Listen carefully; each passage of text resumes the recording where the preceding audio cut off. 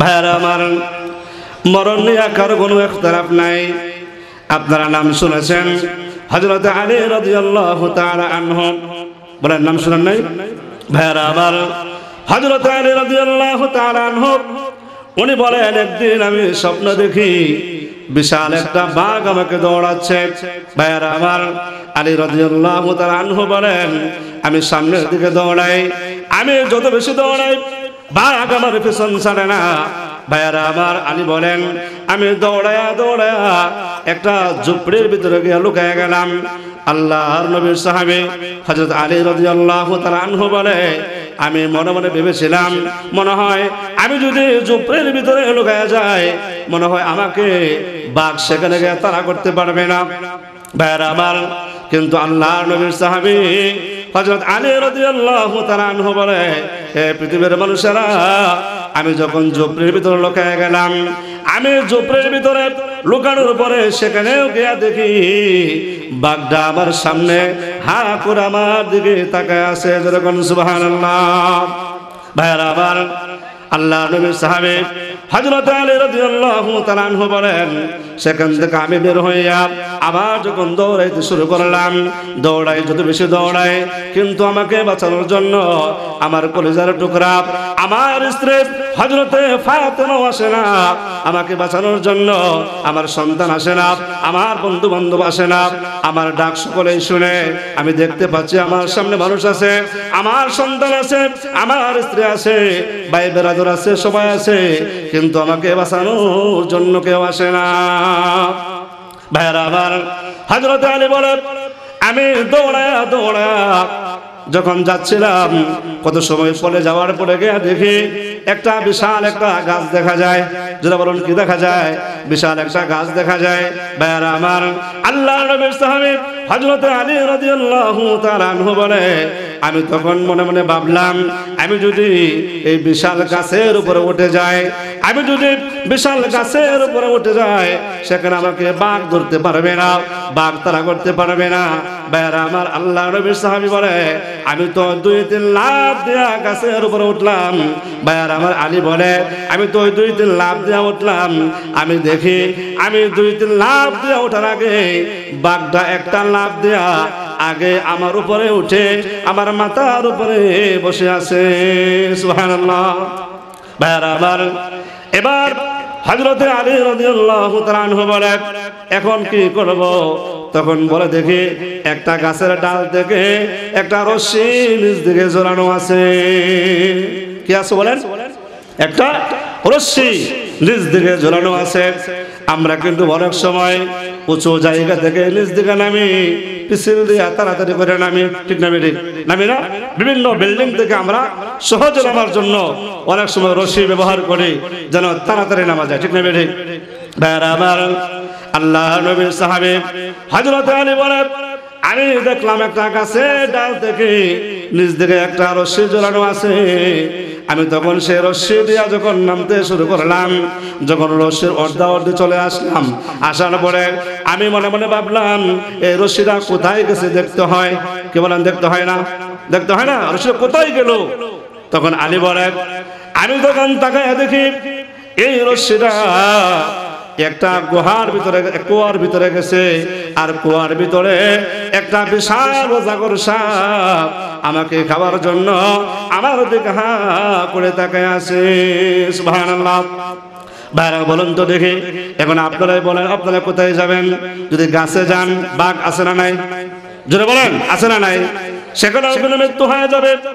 হযরত আলী রাদিয়াল্লাহু তাআলা আনহু বলে, এখন যদি আমি কুয়াতে যাই, সেখানেও কিন্তু সাপ আছে, সেখানেও গেলে কিন্তু মৃত্যু হবে কি হবে না? জোরে বলেন, কোথায় যাবেন?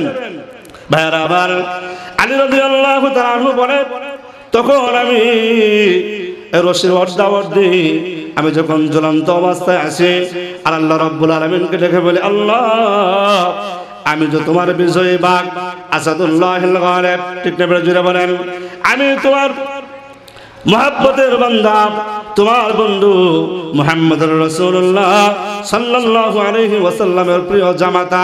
ঠিক না বেড়ে জুড়ে বলেন আল্লাহ গো আমার এই অবস্থা হলো কেন, আল্লাহ আমার এই অবস্থা হলো কেন, আল্লাহ আমাকে বাঁচাও, আমাকে বাঁচাও বলে হযরত আলী বলে যখন চিৎকার করতেছি তখন আমি তাকায় দেখি গাছের নিচ দিকে দুইটা ইঁদুর উপর দিকে উঠতেছে। সুবহানাল্লাহ বলেন। কয়টা ইঁদুর? ইঁদুর ছিলেন না আপনারা, ছিলেন না? দুইটা ইঁদুর উপরের দিকে উঠতেছে, একটা হলো কালো আর একটা হলো সাদা। ভাইয়ারা আমার, আল্লাহর নবীর সাহাবী হযরত আলী রাদিয়াল্লাহু তাআলা আনহু বলে আমি মনে মনে ভেবেছিলাম মহান আল্লাহ রাব্বুল আলামিন ইঁদুরগুলা পাঠাইছে গাছের উপরে উঠিয়া এই বাঘকে কামড়ায় নামায়া দিব। কথা বলো ঠিক না বেড়ে? বাঘকে কামড়ায় নামায়া দিব। ভাইয়ারা আমার, হযরত আলী রাদিয়াল্লাহু তাআলা আনহু বলে ও পৃথিবীর মানুষেরা, আমার ধারণা পরিবর্তন হয়ে গেল। আমি মনে মনে ভেবেছিলাম ইঁদুরকে কামড়ায় নামায় দিব, কিন্তু গিয়া দেখি ইঁদুর বাঘকে কামড়ায় নামায় দিব। কিন্তু আমি লক্ষ্য করে দেখি কই বাঘকে কামড়াইব, বাঘের না কামড়ায়া আমার রশ্মিগুলো কুটকুট করে কাটা শুরু করেছে। সুবহানাল্লাহ। ভাইরা আবার, যেই মাত্র রশ্মিগুলো কেটে যখন দিয়েছে আল্লাহ নবীর সাহাবী হযরত আলী রাদিয়াল্লাহু তাআলা আনহু বলে আমি যখন সাপের মুখে যখন পতিত হচ্ছি এমন সময় আমি জোরে একটা চিৎকার মেরে দিলাম। এমন সময় ফজরের আযান পড়ে গেছে। সুবহানাল্লাহ বলেন। কি পড়ে গেছে? হযরত আলী রাদিয়াল্লাহু তাআলা আনহু বলে আমার যখন ঘুম ভেঙে গেল আমি দৌড়ায়া আল্লাহ নবীর কাছে গেলাম। ইয়া রাসূলুল্লাহ, ইয়া হাবিবাল্লাহ, নবীজি আমি তো রাত্রেবেলা এই স্বপ্ন দেখলাম। আল্লাহর নবী, বিশ্ব নবী হযরত আলীকে বলল আলী রে এটাই হলো তোমার মৃত্যু। ঠিক না বেড়ে জুড়ে বলেন? তোমাকে বাঘ হয়ে দৌড়ায়, তোমাকে কেউ বাঁচানোর জন্য আসে না। তুমি গাছে উঠে গেছো, সেখানেও বাঘ, নামতে চাও সাপ, সেখানেও তোমার মৃত্যু। ইঁদুর হয়ে তোমার মৃত্যু।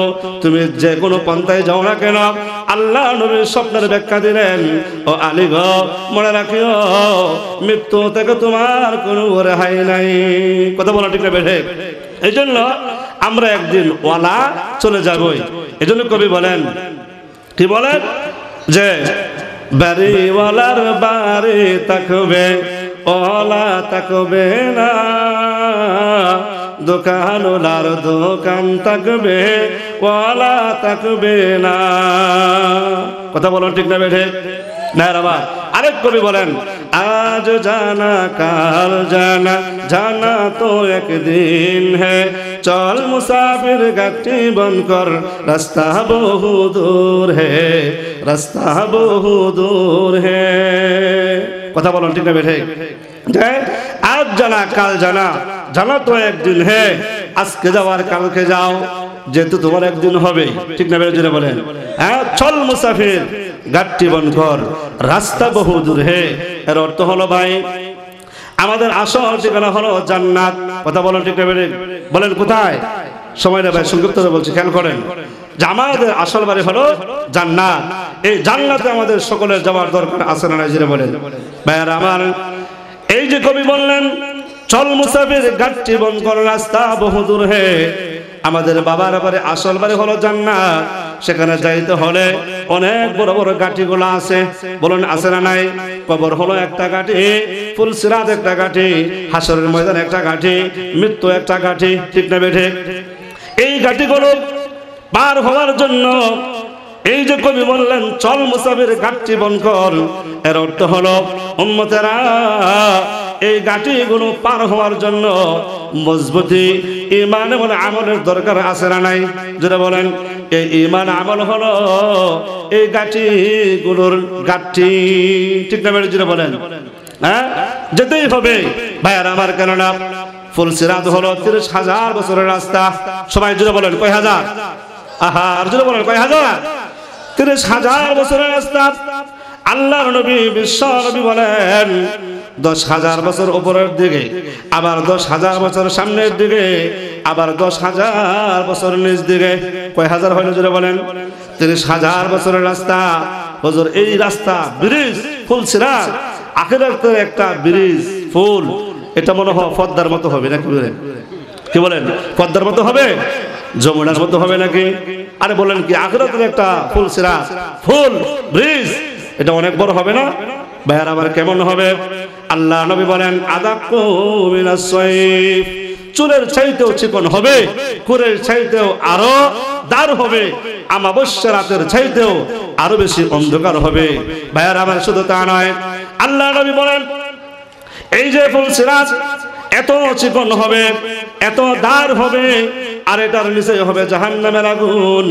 আল্লাহ নবী বলেন জাহান্নামের আগুনটা শত শত শত শত বছর পর্যন্ত জ্বালাইতে জ্বালাইতে এই আগুনটা হয়ে গেছে কালো। কথা বলেন ঠিক না বেঠে? আগুনটা হয়ে গেছে কালো।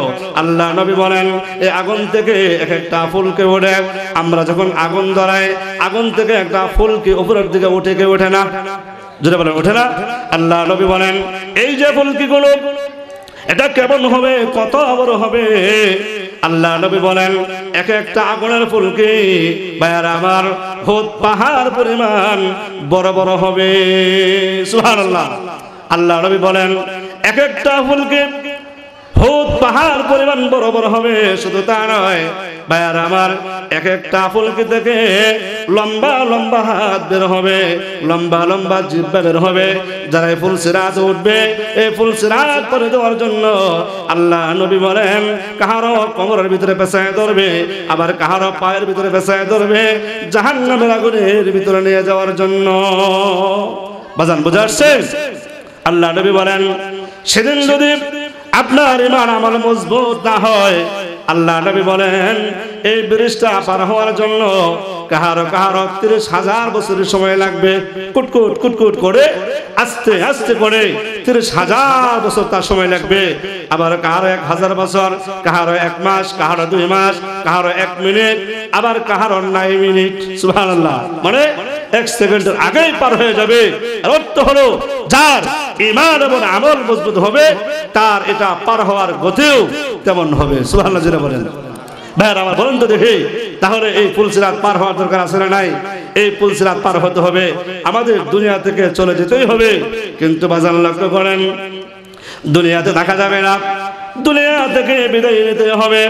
দুনিয়ার গড়বাড়ি, দুনিয়ার মোহাব্বত, ভালোবাসা সব কিছু কিন্তু পড়ে থাকবে, বিল্ডিং পড়ে থাকবে, ঘর পড়ে থাকবে, স্বামী স্ত্রী সব স্ত্রী পড়ে থাকবে, সন্তান পড়ে থাকবে। কথা বলুন ঠিক না বেরে? তারপরেও বাজান আমরা এই গড়বাড়ির জন্য, বিল্ডিং এর জন্য আমরা এমন পাগল পাড়া হয়ে গেছি যে আমরা আখিরাতের বাড়ির কথা বলে গেছি। ঠিক না বেরে? যেটা বলেন। অথচ কবি বলেন এই দুনিয়ার মোহাব্বত ভালোবাসা কাগজের ফুলের মতো। বলেন কিসের মতো? যেটা বলেন কথা বলেন কিসের মতো? কবি বলেন এ দুনিয়া কি দোস্তি মিসলে কাগজ ফুল কি, এ দুনিয়া কি দোস্তি মিসলে কাগজ ফুল কি, দেখনে মে খুশনুমা है वो मगर कुछ भी नहीं, देखने में खुशनुमा है वो मगर कुछ भी नहीं। কথা বলো ঠিক না বেঠে? এই দুনিয়া দোস্ত, ভালোবাসা, মুহাব্বত কাগজের ফুলের মতো। বাজান বলেন তো দেখি, আপনি যতই সুন্দর করে একটা কাগজ দিয়া ফুল বানান না কেন, বলেন এই ফুলের কোনো গ্রান আছে? যেটা বলেন কোনো গ্রান আছে? দেখনে মে খুশনুমা है মাগার কুছ ভি নেহি, দেখতে অনেক সুন্দর কিন্তু এটার ভিতরে কোনো গ্রান নাই। কথা বলো ঠিক না বেঠে? বাজান এই জন্য আরেকজন কবি বলেন এই দুনিয়াটা হলো একটা সাপের মতো। বলেন কিসের মতো? এই দুনিয়া হলো একটা সাপের মতো। বাজান খেয়াল করেন দেখবেন একটা সাপ মহান আল্লাহ রাব্বুল আলামিন এত সুন্দর করে বানাইছে, তার ভিতরে এত সুন্দর কালার দিয়েছে, আপনি যদি গনতে যান আপনি তার একটা সাপের উপরে মহান আল্লাহ কত রকমের কালার দিয়েছে, এই কালারগুলো আপনি গনে গনে শেষ করতে পারবেন না। কথা বলো ঠিক না বেঠে? এই সাপটাকে আল্লাহ রাব্বুল আলামিন এত সুন্দর করে বানাইলেন, চাকচিক্য দিয়া বানাইলেন। বাজান খেয়াল করেন, বলেন তো দেখি এই সাপের চাকচিক্য দেখে, সৌন্দর্য দেখে আপনি যদি সাপকে গিয়ে জড়ায় ধরেন মুহাব্বত করার জন্য, ভালোবাসার জন্য, বলুন তো দেখি আপনি তাকবেন না দুনিয়া থেকে ভাগবেন? কথা বলেন না কেন? হ্যাঁ, দুনিয়া থেকে ভাগতে হবে।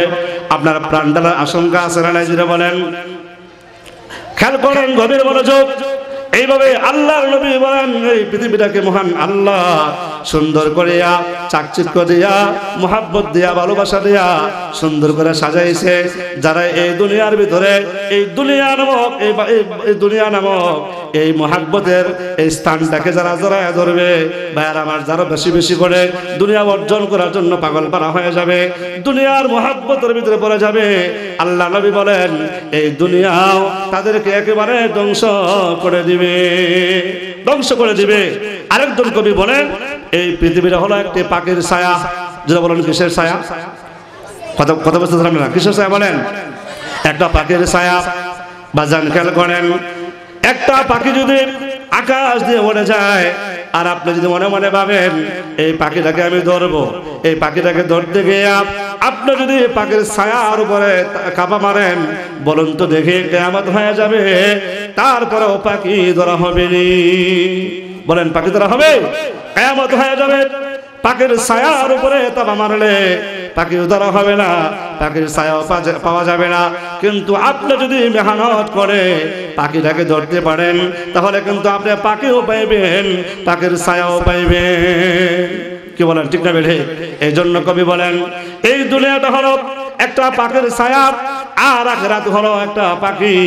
যারা এই দুনিয়ার ছায়া নামক পিছনে, পাখির ছায়া নামক পিছনে নাও ধরায়া যারা আখিরাত নামক পাখি ধরার চেষ্টা করবে, মহান আল্লাহ রাব্বুল আলামিন এই দুনিয়া নামক ছায়া সহ আখিরাত সহ মহান আল্লাহ তাদের পায়ের নিচে এনে দিবে।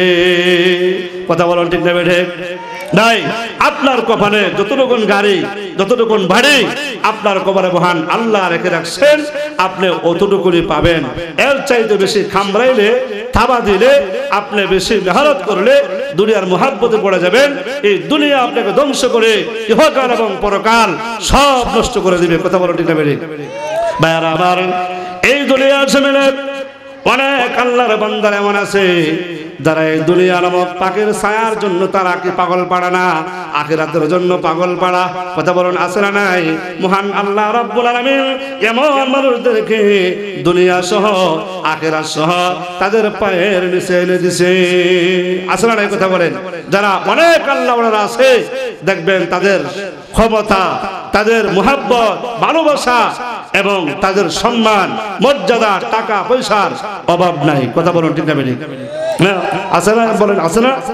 একজন আল্লাহর নাম শোনাই, ইব্রাহিম বিন আদহাম রহমতুল্লাহি আলাইহি। বাজান খেয়াল করেন, উনি বলক দেশের প্রেসিডেন্ট ছিলেন একেবারে 30 বছর। যারা বলুন কয় বছর? 30 বছরের প্রেসিডেন্ট আমার ইব্রাহিম বিন আদহাম রহমতুল্লাহি আলাইহি। উনি অনেক বড় বাদশাহ ছিলেন, আল্লাহর ওলি ছিলেন। একদিন উনি যখন ঘুমাইতে যাবেন রাত্রে 12টার সময়, এমন সময় একজন মুসাফির ওনার গেটে গিয়ে আঘাত করলো যে আমি বাদশার সঙ্গে সাক্ষাৎ করতে চাই। ভাইয়ার আমার, গেটের দারোয়ান বলল, না না, এখন সাক্ষাৎ করা যাবে না, এখন আমাদের বাদশা সাহেব, এখন উনি উনার সাধারণ কাপড় খুলবেন, উনি ঘুমানোর কাপড় পরিধান করবেন, উনি এখন ঘুমানোর জন্য যাবেন, এখন ওনার সঙ্গে সাক্ষাৎ করা যাবে না। কিন্তু নাসর বান্দা বলে, না না না না, আমার এই আল্লাহর ওলি, এই দেশের প্রেসিডেন্ট বাদশার সঙ্গে আমার সাক্ষাৎ করতে হবে, আপনাকে আমার কথা বলেন। একজন মুসাফির আসছে, সুবহানাল্লাহ বলেন। একজন মুসাফির আসছে। ভাইয়ার আমার, দারোয়ান গিয়া যখন বলল, জাহাপনা, একজন মুসাফির আসছে আপনার সঙ্গে সাক্ষাৎ করার জন্য, রাত বাজে 12টায়, এখন কি আসতে দিব? ভাইয়ার আমার, কিন্তু ইব্রাহিম আদহাম রহমতুল্লাহি আলাইহি উনি কিন্তু আমাদের দেশের প্রেসিডেন্টের মতো ছিলেন না। কথা বলো, ঠিক না বেঠে? আমাদের দেশের প্রেসিডেন্টরা ঘুমাইতে গেলে পাহারা লাগে। কথা বলো, ঠিক না বেঠে? 10 জন 20 জন পাহারা লাগে, আবার রুমের ভিতরে, রুমের সামনে, সব জায়গায় পাহারা লাগে। কেননা চরিত্রের ভিতরে 2 নম্বরই আছে। কথা বলো, ঠিক না বেঠে? কে কোন সময় হত্যা করে, কারণ এই ভয় তাদের অন্তরের ভিতরে আছে। কিন্তু তারা ন্যায়পরায়ণ বাদশা ছিলেন, তাদের ভিতরে মৃত্যুর কোনো ভয় ছিল না, কারণ তারা জনগণের হক মারতেন না। কথা বলো, ঠিক না বেঠে? বাজান খেয়াল করেন, আল্লাহর ওলি ইব্রাহিম আদহাম রহমতুল্লাহি আলাইহি উনি বলে, অসুবিধা নাই, আসতে দাও। যখন ভাইয়ার আমার এই মুসাফির গিয়া ইব্রাহিম আদহাম রহমতুল্লাহি আলাইহি উনাকে গিয়া যখন বলল, হে মুসাফির ভাই, সুবহানাল্লাহ বলেন। কি বলে? হে মুসাফির ভাই, এই যে আপনার মুসাফির মঞ্জিল, আমি এটা দেখে আমি আসলাম একটু মুসাফির খানায় আজকে থাকার জন্য। বাদশা একটু রাগ করলেন, তুমি আমাকে মুসাফির বলো, আরে আমাকে মুসাফির বলো আর এটাকে তুমি মুসাফির মঞ্জিল বলো? এটা মুসাফির মঞ্জিল নয়, এই দেশের ভিতরে সবচাইতে উন্নত মানের ঘর হলো আমার এই প্রাসাদ, এটা আমার প্রাসাদ আর আমি এই দেশের বাদশা, আমি কোনো মুসাফির নয়। কথা বলো ঠিক না বেঠিক? মুসাফির নয়। ভাইয়ারা আমার খেয়াল করেন, তখন ওই ব্যক্তি বলে আপনি মুসাফির না, এটা মুসাফির মঞ্জিল না। আপনি বলেন কি? তাহলে আপনি বলুন তো দেখি, এই যে আপনার প্রাসাদ, এই যে আপনার সুন্দর বাড়ি, এটার ভিতরে আগে কে ছিল? বলে এটা আগে আমার বাবা ছিলেন। হ্যাঁ, আজান পর বলবো, শেষ এক মিনিট। আপনার আগে কে ছিল? বলে আমার আগে আমার বাবা ছিল। বলে আপনার বাবা কে আছে? বলে না, আমার বাবা তো নাই। বলে আপনার বাবার আগে কে ছিল? বলে আমার দাদা ছিল। আপনার দাদা কি আছে? বলে না, আমার দাদাও তো নাই। বলুন তো দেখি আপনার দাদা কি আবার আসবে? বলে না, আমার দাদা তো আসবে না। আপনার বাবা কি আসবে? বলে না, আমার বাবাও আসবে না। তখন এবার বলেন আপনি যে আছেন আপনিও কি থাকবেন? সুবহানাল্লাহ জোরে বলেন। কি বলেন? আপনিও কি থাকবেন? বলে না, আমি তো একদিন চলে যাব। তখন বলে এবার আপনি মুসাফিরের সংজ্ঞা বলেন। কেউ যদি কোথায় যায় চলে আসার জন্য তাকেই তো মুসাফির বলে। কথা বলুন ঠিক না বেঠিক? হ্যাঁ, তাকেই তো মুসাফির বলে। যে স্থায়ীভাবে থাকার জন্য কোথাও যায় তাকে মুসাফির বলে না। অতএব আপনার দাদা আপনার বাবা স্থায়ীভাবে দুনিয়াতে থাকার জন্য আসে নাই, আপনিও আসেন নাই, তারা চলে গেছে, আসবে না। আপনিও আছেন, আপনিও চলে যাবেন, আপনিও আসবেন না। তাহলে এবার আপনি বলুন তো দেখি আপনি কি মুসাফির না? সুবহানাল্লাহ জোরে বলেন। কি বলেন ঠিক না বেঠি? আপনাকে মুসাফির না, আর এটাকে আপনার মুসাফির মঞ্জিল না। সুবহানাল্লাহ জোরে বলেন। বাকি ঘটনা ইনশাআল্লাহ 5 মিনিট পরে বলবো, আজানটা হয়ে যাক। কি বলেন? ইনশাআল্লাহ জি, আজান হবে, আমরা জবাব দেব ইনশাআল্লাহ। জি, আজান দেবেন।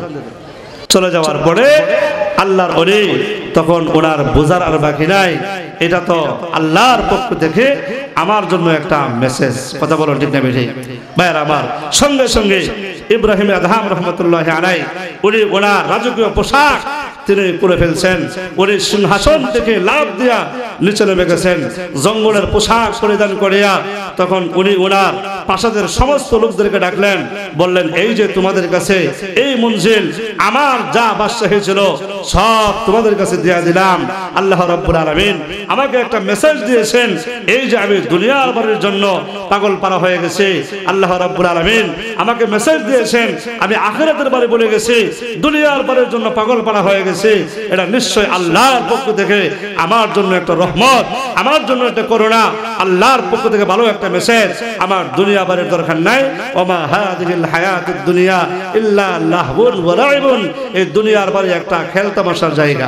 কথা বলো ঠিক না বেঠিক? ওয়া ইন্নাদ দারাল আখিরাতু লাহিয়াল হায়াওয়ান, আর আখিরাতের বাড়ি হলো চিরস্থায়ী বাড়ি। কথা বলো ঠিক না বেঠিক? উনি জঙ্গলের পোশাক পরিধান করে উনি জঙ্গলে চলে গেছে। সুবহানাল্লাহ বলেন। ভাইয়ারা আমার, সেখানে গিয়ে দেখে একজন আল্লাহর ওলি, সেখানে গিয়ে জিকির করে। উনি ওনার সঙ্গে যখন জিকিরে বসে গেল, বসে যাওয়ার পরে কিছু সময় পরে ওই আল্লাহর ওলির জন্য আল্লাহর পক্ষ থেকে খাবার চলে আসছে। সুবহানাল্লাহ বলেন।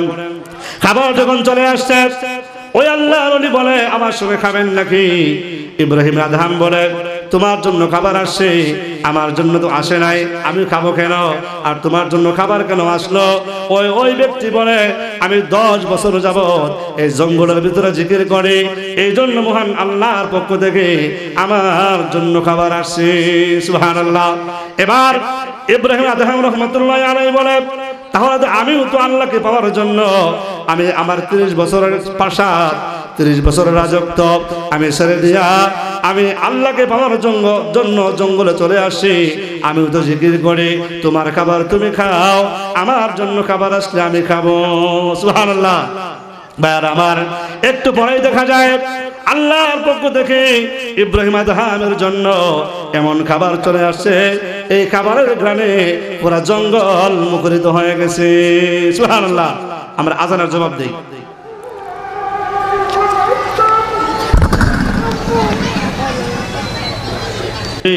ইব্রাহিম আদহাম রহমতুল্লাহ আলাইহি উনি 30 বছরের প্রেসিডেন্ট ছিলেন, 30 বছরের রাজত্ব ছেড়ে দিয়ে উনি জঙ্গলে চলে গেছেন।